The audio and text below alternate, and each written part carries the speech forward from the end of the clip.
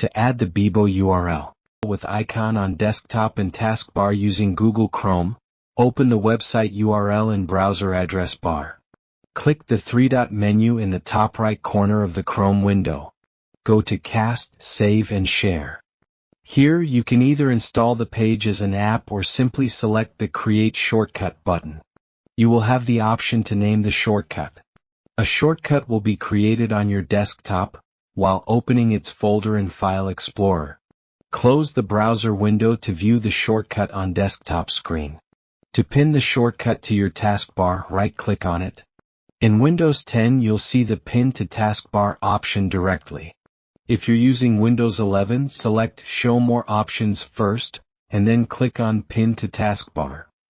The procedure is exactly same in other Chromium browsers like Brave. Discover dozro.com for free courses on graphic design, video editing, browser tips, computer tricks, and website creation.